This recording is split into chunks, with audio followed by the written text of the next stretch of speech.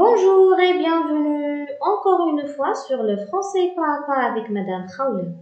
Aujourd'hui, nous allons voir une leçon très importante, c'est le discours rapporté.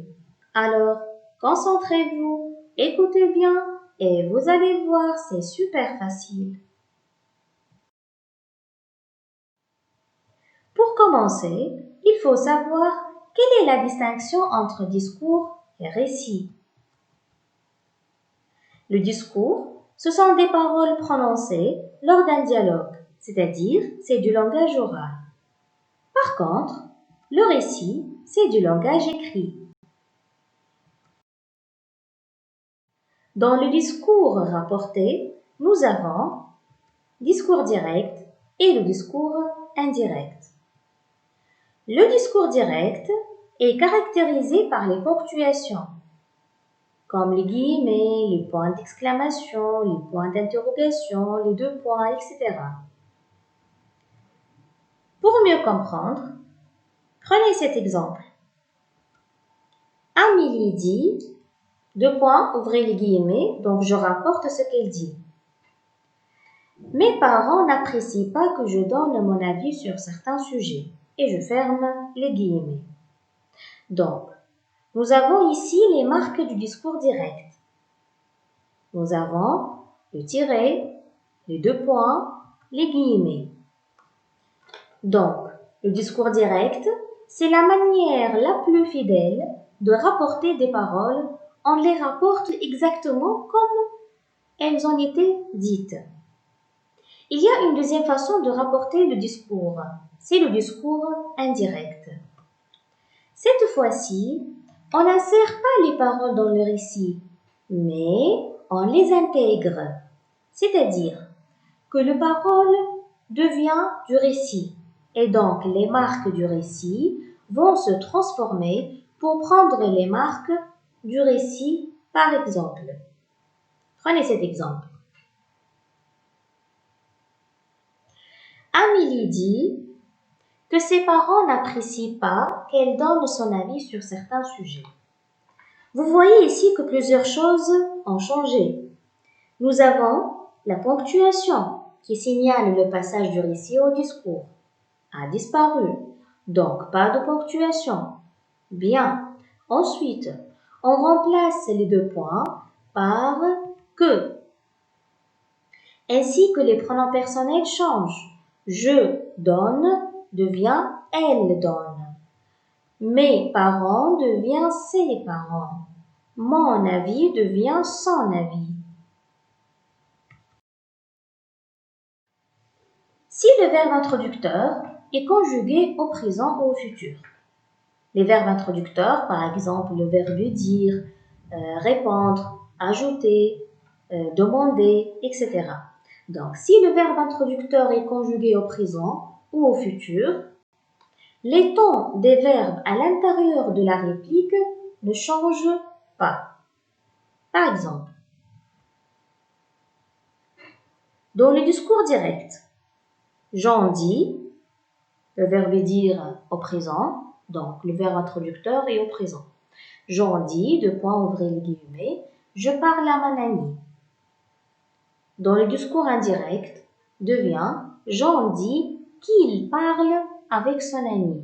Donc le ton du verbe à l'intérieur ne change pas. Pourquoi? Parce que le verbe introducteur est au présent. Deuxième exemple. Jean dira, deux points ouvrir les guillemets, je parlerai à mon ami. Le verbe introducteur est au futur. Dans le discours indirect, on obtient Jean dira qu'il parlera à son ami. Donc le ton du verbe à l'intérieur ne change pas, car le verbe introducteur est au futur.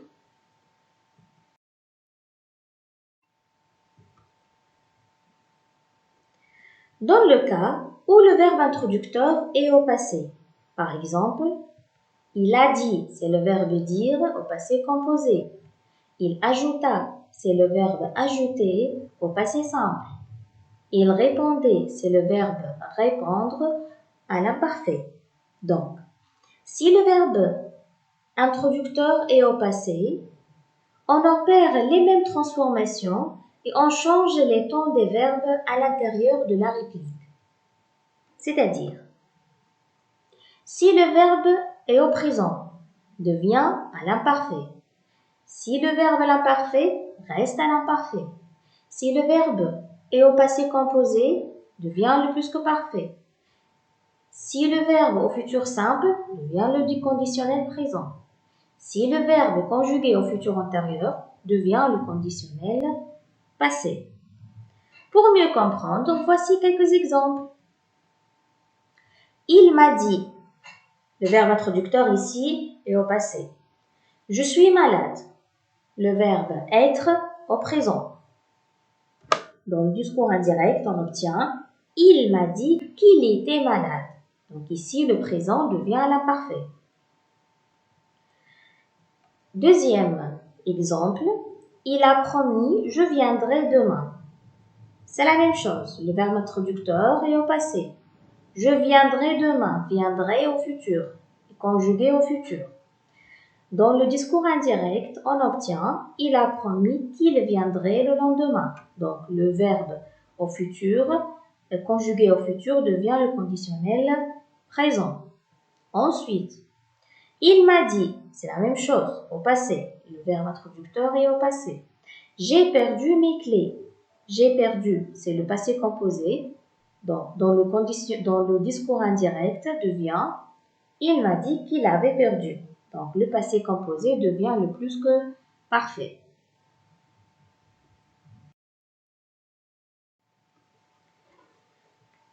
Et bien sûr, n'oubliez pas les changements des indicateurs temporels. Voyons ce schéma où sont présentés les indicateurs temporels les plus fréquents au discours direct et leur équivalent au discours indirect. Aujourd'hui devient ce jour-là. Ce matin devient ce matin-là. En ce moment devient à ce moment-là. Hier devient la veille. Avant-hier devient l'avant-veille. Demain devient le lendemain. Après-demain devient le surlendemain. Un exemple.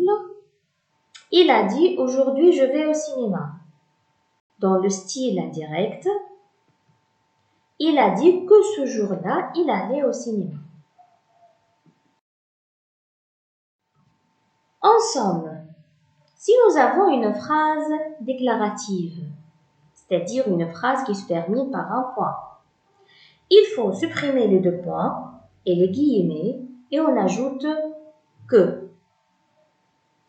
Et si la phrase est impérative, il faut supprimer les deux points et les guillemets et on ajoute 2 plus verbe à l'infinitif. Pour mieux comprendre, voici un exemple.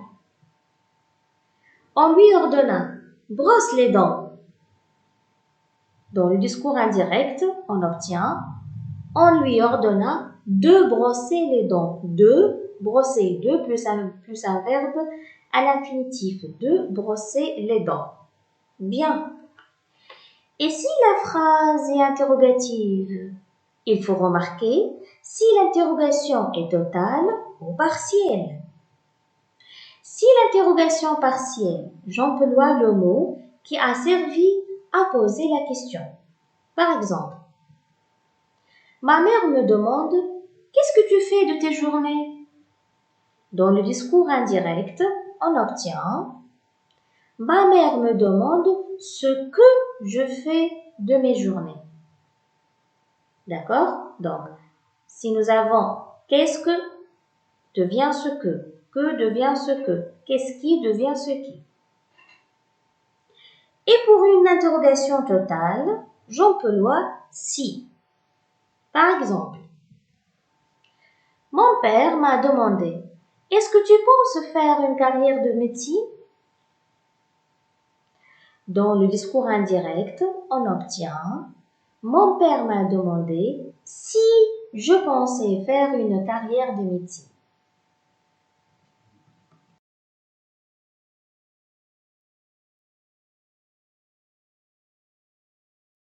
Alors, mes chers, si vous avez aimé cette vidéo, cliquez sur j'aime et partagez avec vos amis. Et n'hésitez pas de s'abonner dans ma chaîne YouTube, Le français pas à pas avec Madame Khawla.